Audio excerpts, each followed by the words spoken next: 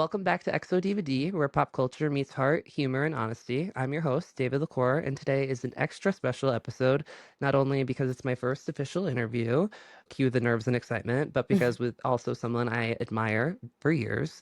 She stole scenes on Glee, built a podcast empire with LadyGang, and is my favorite on LadyGang, just saying, and has stayed refreshingly real through it all. Please welcome the incredible, the iconic Becca Tobin. Hi, David. Hi, how are you? I'm great. I'm so proud of you. This is Thank you so awesome. much. I appreciate that. This is all you guys inspired this so big, so I appreciate it. I'm so glad. Well, we've known you over the years and you're just really just a special, special individual and so funny, also very real. So I'm really happy that you're going to be putting all of those talents to the public in this forum. Thank you. I Yeah. appreciate And that. don't be nervous because we still don't know what the fuck we're doing on LadyGang. And True. it's even better when you don't. Yeah, that's true. It's more fun, I guess, right? Yeah, it is. It is. All right, so before we get into it, we have to pay tribute to the podcast that helped inspire mine, yours, obviously. So we're going to kick things off with a little XO twist on Lady Gang's classic. It's time for a quickie, but we're playing Good Diva, Bad Diva. Oh. So what's one thing that made you feel like a total queen this week, and then one thing that made you be like, not really? Yeah, not really. Okay. A total queen this week. You know, we're putting together this insane festival, LadyWorld, that Hmm. you are aware of and all of our Yes. listeners. So we are putting together this festival. It's 3 days down in Florida, kind of around the Destin area, which is gorgeous and stunning. And we're really excited. But it's the first time we've ever done this. And there have been a lot of wins and a lot of fails and a lot of bumps and a lot of what the fuck are we doing? But you know, recently, it wasn't exactly this week, but like in this couple weeks, we had some like lineup stuff to deal with. You know, when you're booking your friends and other podcasters and comedians and all that, it can be really tricky. We were Hmm. just talking before we started recording about how a lot of people will be like, yes, I'm dying to do it. I would love to do it. And they do mean it. It's just that so many people are so busy. And then getting people to like sign on the dotted line or commit to the thing or schedule the thing can be really hard. Yeah. And I don't like to be pushy. Keltie's way better at it than I am. We all know. And if it weren't for her, we would probably have booked nobody at this point. But we were able to book somebody that I've admired so much. And I've watched her career from reality TV to like stand up comedy to selling out Radio City. Hannah Berner from Giggly Squad is. Awesome. She's such a great person and she's so cool and so real. And she's had so much success since I've kind of known her. We've been social media friends for a while. But when she agreed over Instagram to headline LadyWorld and come on and do some stand up with us and hang out with the girls, I was like, sure, she's saying yes, but we'll see if she comes through, if it comes through. And like within 24 hours, the deal was done. And I was like, That's oh my gosh, awesome. I'm so proud of myself. Like, I hate putting myself out there and asking, but she was genuinely excited or at least faked it pretty well. So I felt like a boss bitch and a diva. You are. Well, you're Thank both. you. Yeah. Thank you. And then my not so diva moment, I mean, most of them, it's summer and, you know, we're traveling around and visiting friends and family. I have a son that's 3.5 years old and, um, you know, it's a lot. It's a lot. Visiting family, I love my family, but you know, I'm somebody who needs more time alone than anything. And Hmm. when I'm not in my own house and I'm in the car on road trips and, you know, I love my son so much, wouldn't change a thing. Hmm. However, I'm like, when I don't get my alone time, I can be pretty short fused. So I was not, I guess that's kind of like being a diva in an asshole sense of the word. Yeah. Well, But I mean, that's the same. I like my alone time too.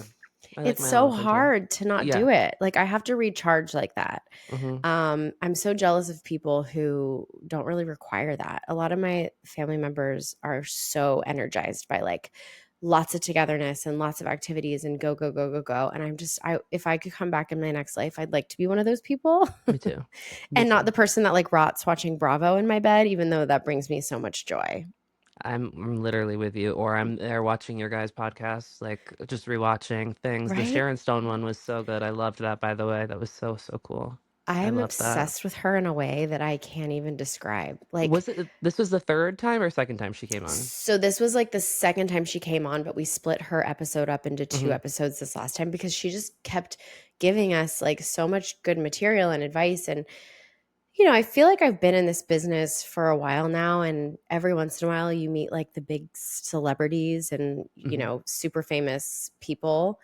And she's somebody who, I was so intimidated by just the thought of her walking into the room and recording with us that first Yeah. time. And I didn't know what to expect because sometimes people can be just like really like not bitter but tired, Yeah. and like not really want to exert a lot of energy into like younger generations or whatever. And Sharon came on, and the advice she gave and the empowerment, like the way that I felt so inspired, and so powerful, and like wanting to stand in my power as like a woman and a businesswoman and an actress. Like she just really does. She's like a little fairy godmother. I love That's so her. cute. I like Yeah. that. Yeah. And it's cool because I feel like podcasts, like in my opinion, like for like LadyGang and whatnot, and like Chicks in the Office and stuff like that. Like I feel like the podcasts like your guys have opened the door for, I mean, I'm not a huge one, but it's like someone like mine or even the other ones to make people like Sharon Stone who have been in the industry for so long be like feel refreshed to talk about something different or just the same thing because it gets so repetitive. I'm sure for Yeah. you, like I'm about to ask you about Glee, which you're probably gonna want to be like, No, not at all. what I mean, anybody that gets pissed about those types of questions is just, in my opinion, a little ungrateful. yeah, that is true. Yeah. I think that that is what you sign up for when Hmm. you are part of some juggernaut, or if you become part of some juggernaut. It's like you can't take just the good and the benefits and the perks without, being expected to talk about what got you there. Right. So I'm happy. Ask me all the questions you want, but don't get me in trouble. All right, I won't. Just Okay, kidding. so before Glee though, you were dancing. Hmm. You were a Rockette with Keltie, right? Or no? Well, no. So Keltie was Almost a Rockette. Rockette. Yeah, I Okay. was too short to be a Rockette. Thanks for Oh, that's rubbing it fucked in. up. I'm just kidding. Sorry, that's fucked Just kidding. up. I know. I think you have to be 5'5" or 5'6" or taller. I'm 5'3", so it's like not even close. The show's boring Um, anyways. Sorry, I Keltie. agreed. Yeah. I know, right? I'm like, all these years you couldn't like, give us a little something else, Yeah, like. it's not, no. And I want to Yeah. love it. I do. I've gone like Mm-hmm. every couple of years. I'll be like, okay, I'm gonna go. I'm in the Christmas spirit. I want to go. And it's like, I'm not to say that I'm not so impressed by these women. I know that they work Yeah. so incredibly hard, but I think the unfortunate part about it is that they're working their asses off, and they're so skilled and talented and beautiful. Mm-hmm. And like for whatever reason, you just are like bored 15 minutes in. But I also Yeah. think it's because they don't, and this is completely who the Rockettes are, and it would go against the entire brand. But I Yeah. think that like all of these women are such special, individual, unique flowers. Like think about Keltie Knight. You think about Yeah. her blending in with like 30 other women. Like no thanks. I want to see No, yeah. Keltie at peak Keltie being Right. peak Yeah. Keltie. So it's cool.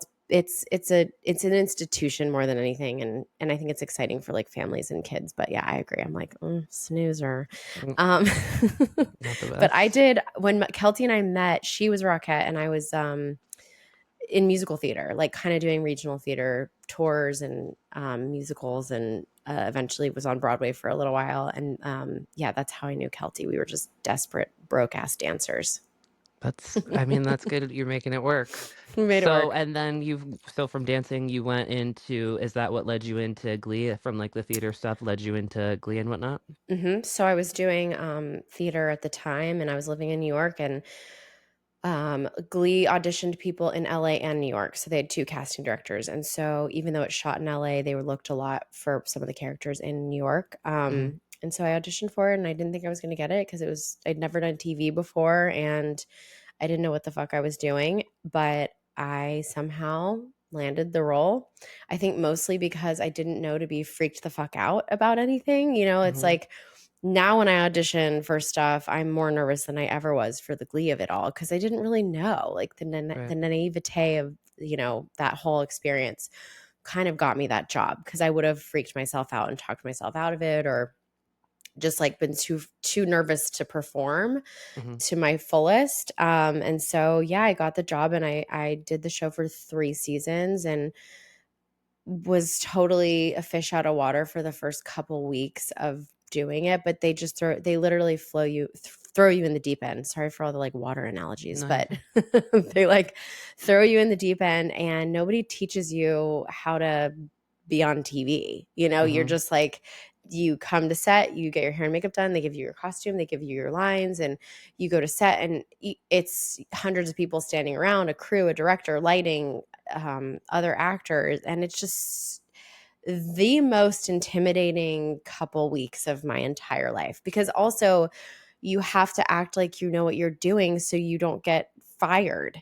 Right. Even though in hindsight, um, you know, the thing that really rings true to me when anybody's doing something new, it's so powerful when you're brand new at something to ask questions in a tactful way and not be Mm-hmm. obnoxious. But I wish that in those first couple weeks, I had sought out the right person to just be like, hey, give me an idea, just like the lay of the land, like a Mm-hmm. mark on the floor is where you're supposed to stand when they, you know, call action, and everything is set up. The camera's focused on that spot on the floor, the lighting, the other actor, like everything revolves around you standing on the mark in the floor. And I didn't even know that was a thing until like I started to do a scene with Jane Lynch, and our DP walks over and like literally physically moves my body onto the tape, the mark on the floor. And he's like, you have to stand here. And I was just so mortified, even though he was so polite about it. And I don't think anybody else really paid that much attention. Mm-hmm. Or if they were, they did a really good job of like not making me feel stupid. But I'll just never forget being like, okay, so that would have been a really nice thing to know. Right.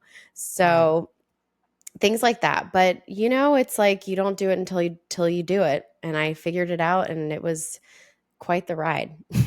Yeah, and also I feel like too, you had it kind of not hard, but like you came in what, season 4, I think, right? Season 4. Mm-hmm. Season 4, so that like was so a fan base had already been built, and it's like, and people are fucking mean. They're Oh yeah, dicks. people are So it's mean. like when you add new people to shows, I loved your character, Kitty. Thank you. Like I loved it.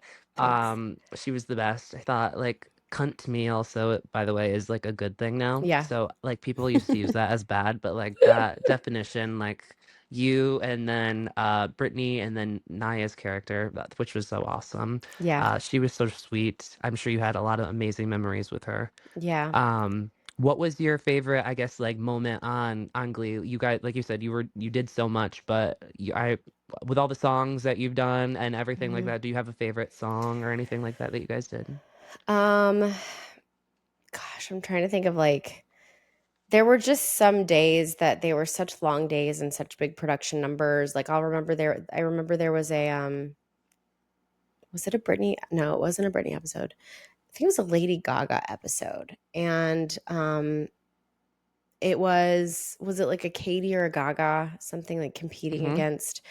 And those were like really big production numbers and so many costumes. And that was an epic episode. But I just remember um having so many hours together and like working until so late at night, and we would like drink Red Bulls all day long and all night long, and me and Jenna and Kevin were really, and Jacob were really really close at that time. And it wasn't like specific numbers, even though those were really fun to shoot. It was like the time that we were just together, like in the auditorium Mm-hmm. and getting slap happy. And you know, the thing that was really nice was no one was bitter. Nobody was, you know, we had our moments where we were tired. Like we'd certainly Mm-hmm. be like, I'm so fucking tired. I don't think I can do this dance number one more time. Yeah.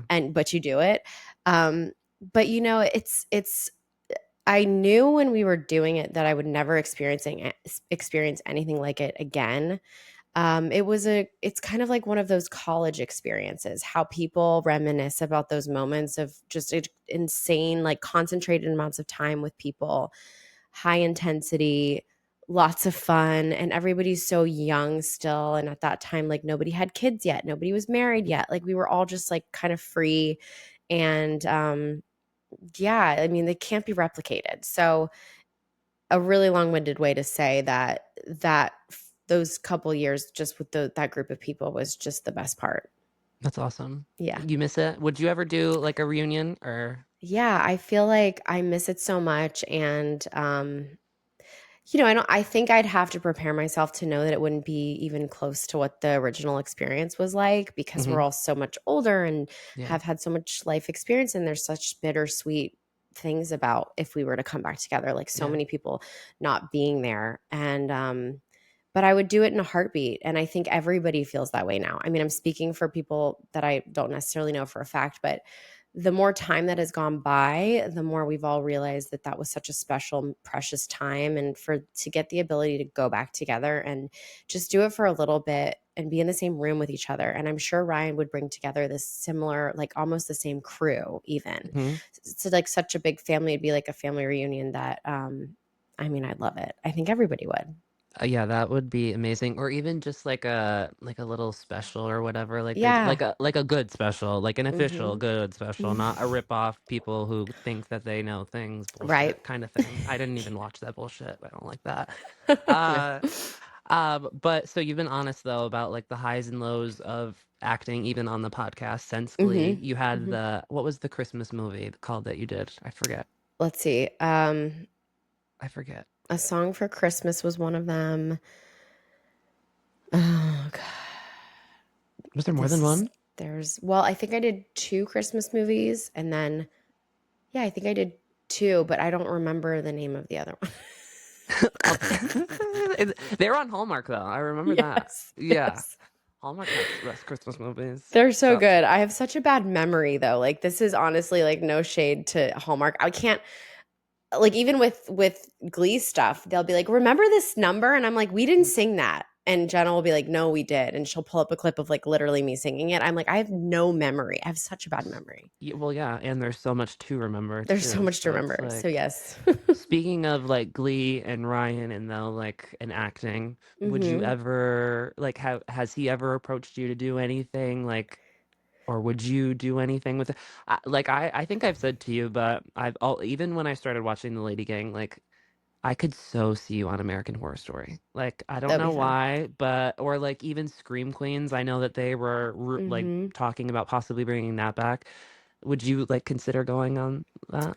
Would you do For that? sure. For sure. I think Ryan is somebody who creates really unique television experiences. Like it's just there's really nobody like him. Hmm. And yeah, selfishly and also he's so loyal to his crews. Like a lot of the same people on the crew, like I said, are continue on with him through all those shows and some of the directors and the DPs and cameramen and all that. And I think yeah, I would absolutely do it just as an excuse to, well, not an excuse, just to work. Hmm. But then also a wonderful opportunity to see those people and just be back in that little bubble. Yeah. Do you have any like favorite projects of his that like he's done since Glee? I'm watching right now. I'm almost done with it. I don't know how to say their last name the correct, but the Menendez brothers. I Oh, like am yeah. just now getting into that. It's crazy. That was great. That was probably the most recent thing I watched of Ryan's. I don't watch Horror Story because I'm too much of a scaredy cat. Hmm. I remember when we were doing Glee, there was a premiere of one of the seasons of Horror Story, and we all got invited to go watch a screening of it. And we were all so excited. And I just like didn't really even know what the show was. I mean, Horror Story is in the title, so I Hmm. shouldn't have been such an idiot. Yeah. But I went to the screening and I was like, I am gonna die right now. Like I was so fucking scared. I closed my eyes for half of it. So I don't watch it because of that reason, but Hmm. I would absolutely be in it because I'm sure Yeah, when I you're feel like in it, that's it's less different. scary. Yeah. Yeah, Yeah. exactly. Yeah, I Yeah. feel like that would be better. I think my favorite season of American Horror Story was probably Coven. Oh, yeah. I think that was that after Glee, right? It Maybe? was I think it was while we were doing Glee It's because so it was crazy how Kathy much stuff he Bates. has. It's insane. I don't know how he doesn't sleep. He must never Yeah. sleep. And No. yeah, yeah. It's That then it's so crazy like watching like you on Glee and then going to American Horror Story and then the Menendez brothers and then see that he's the one that was doing it all. It's like all of it. And his mind is OJ. so I Oh my God, I didn't watch that loved. one. I didn't watch Oh, that it's a one. good one. It's a good one. Just because I remember like that whole case when I was young, like everyone was so Hmm. obsessed with OJ, and my parents would like watch everything on the TV. And watching it now, I'm like, oh wow, no wonder they were so obsessed with this whole case. It Yeah, was great. I used to be very scared of like horror stuff too, Hmm. but then I watched American Horror Story and that kind of got me into it. But the Idaho murders, which is so sad, obviously, that happened with the college students. Oh I my don't know if god. yeah, obviously Yeah, that's crazy. I didn't really like. I mean, I knew when it happened and just being like horrified, and I didn't follow it for very long. And then the other day I just saw the updates on the trial and the plea deal, and I kept Googling like what the motive was for Hmm. this guy, and I can't find it. Like nobody really knows, do they? Oh wait, I can't hear you. Oh, there you are. There you go. Was that There, recording? Okay, there we go. yeah. Okay. Yeah, I can't really like did the thing that like I'm very confused about is what his motive was. Hmm. And I don't think we know, do we? No, and that's the thing is like, and they said that there's been like a gag order on the case, which is awful too. So it's like the families probably can't even get all the answers or tell everything that I don't know. The whole case is just, it's so weird, but that's like for another thing. That's for Jack's podcast that That's she for has. Jax. I'm But gonna ask her about it. yeah, she or that they like even I don't know if you saw they knocked the house down too, like which is so crazy because the investigate so just all the things is just like doesn't make sense to me. And like I guess the one thing that will never make sense to me is like the 911 call of happening at like whatever time it happened. But I'm not saying anybody like I wasn't there and this is like just whatever. But I just don't understand how would they say how bloody it was and how awful it was, how whoever went up to the room and was like they're unconscious didn't see blood or something, you know what I mean? It just doesn't make sense. The whole thing, it's just sick. It was Sad. creepy. Yeah, So okay. sad. Moving on from that. Uh, so when you started LadyGang, that was after Glee, did you think that Mhm. it would be as big as it became? No.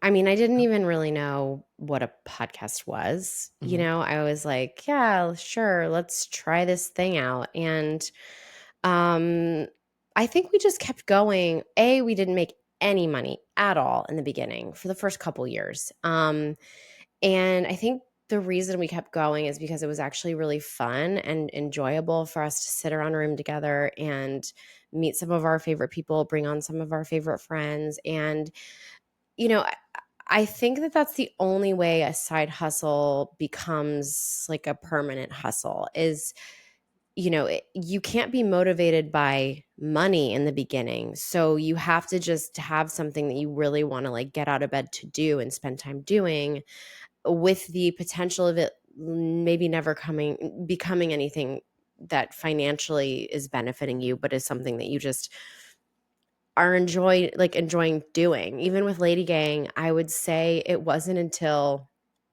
gosh, I don't know, we're 10 years in, and even by year 5 I still was like I would do this for free. Hmm.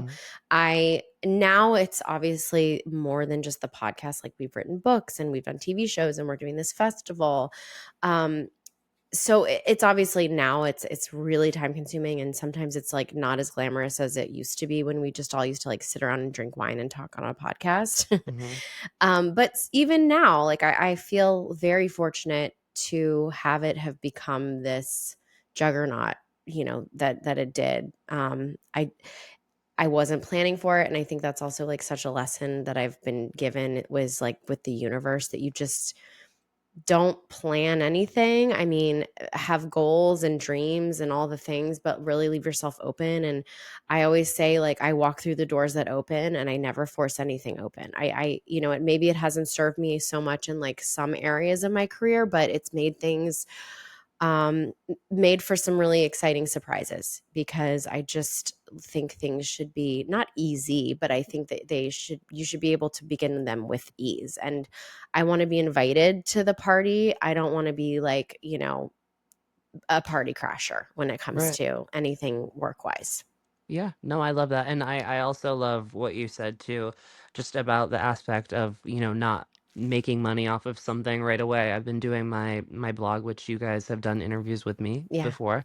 And I haven't made a lot of money on that, but there have been so many times where I've thought about giving up that or not doing my podcast before this because of that and what other people say. But then I look at you guys and I'm like, these girls are having so much fun. And it doesn't matter. Some money isn't everything. I mean, Yeah. yes, it matters obviously, but But yeah, no, I just think that that's cool. What do you think's been the most fulfilling part, I guess, like of being in the Lady Gang and then having the Lady Gang community on Facebook and then the Yeah. tours also and then the festival that's coming up? I think the most fulfilling part really is like what you said, it's the community of people that we've collected over the years. And um going out in the world, the whole reason for the Lady World Festival is because we've had so much fun over the years going to each different city and meeting the Lady Gang community there and seeing the friendships that have formed because of the people enjoying listening to the podcast. Like the fact that people Hmm. on the Facebook group have become friends, married each other, like been in each other's weddings, given advice about so many things, life and it's all because they just happen to listen to this silly podcast once or twice a week. So that's been such a crazy thing to experience, that us sitting around chatting about sometimes really ridiculous things has been like the engine behind this community of women, that I know that if women are struggling or men are struggling, or, like in the Facebook group, like all you have to do is reach out. Like you're going to Hmm. receive some form of support or advice or whatever. And it doesn't come from us. It's just that to me is so beautiful. And community is sort of everything at the moment. Hmm. And I feel really proud because even when we're gone and we don't do Lady Gang anymore, the podcast, I know that these relationships and these friendships are going to withstand the test of time. Just, it's cool. It's like the butterfly effect, it's like, had we not Yeah. started this, like would those two lady gangers have married each other and started a life together? And, it's cool. I think when I realized that it was like something so special, like the groups and whatnot, was I don't remember when it was, but I think someone was looking for a wedding dress, and someone had I think I don't know if I'm crazy, but I swore someone had given someone their old wedding dress to wear to their wedding or something, and I was like, that's so beautiful. But yeah, I think Lady Gang though too. It's like it's called Lady Gang, but there's a lot of stuff that men and gay men also I Yeah. think can take from it. Um, and just sometimes people need to laugh, Yeah. like sometimes just be in the car or be at your desk and turn it on and just laugh. You guys are fucking hilarious. You really are. Thank you. Like, so Thank you. I mean, I just think it's iconic. Thank you. Would you do Lady Gang TV again? Gosh, I don't know. I don't think so. Only for No. a couple reasons. Mainly, Jack really does not enjoy that medium. Like she's Hmm. not somebody who ever sought out to be an entertainer. So the fact that we've been able to get her to do this many live shows is a miracle. And we know that she enjoys what those live shows bring for the community, Hmm. but she herself has like, just she was not the kid that got up on the fireplace and like made her family watch her dance. Like she's not a Right. psychopath like me and Keltie. So to ask her to do something like that would be, I know she would never do it. And then for myself, I don't think so. I think I like sort of keeping Lady Gang in its own little corner and then TV for something like for acting. Like I like those two being really separate. True. Um, and I think TV, there's just so many cooks in the kitchen. There's executives and, directors and showrunners and editors. And I think it just becomes a little less yours and more everybody's. And our vision is so clear and it has been from the very beginning. So it's really hard to have people come in and mold something new from that. And you guys have such a small team too. You guys just have, I think it It's doesn't tiny. Jared edit the videos, right? Jared, Jack's husband, edits the podcast. We have Kali, who's an incredible, like she does a lot of our social stuff and edits some videos for us. And Hmm. um, Derek, Prince Derek, who's Hmm. Keltie's assistant, and he does like a lot of the, back end stuff for us. And it's tiny. Every once in a while we bring in like extra people Yeah.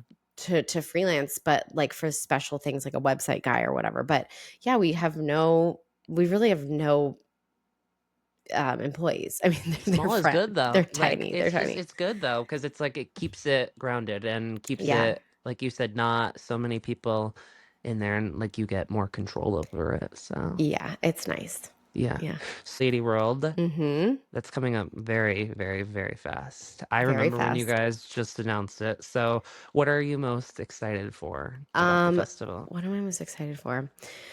Well, our lineup is insane. I can't, like I said before, I cannot believe the people that we've gotten. So it's 3 days, daytime activities, which Hmm. is, whether you want to be active and play pickleball, go to a sound bath and get like a little spiritual, or make cocktails. 21 Seeds is our sponsor, and their tequila is Hmm. insanely delicious. And you can literally go to the beach bar and just have drinks, hang out with other lady gangers, go for walks on the beach.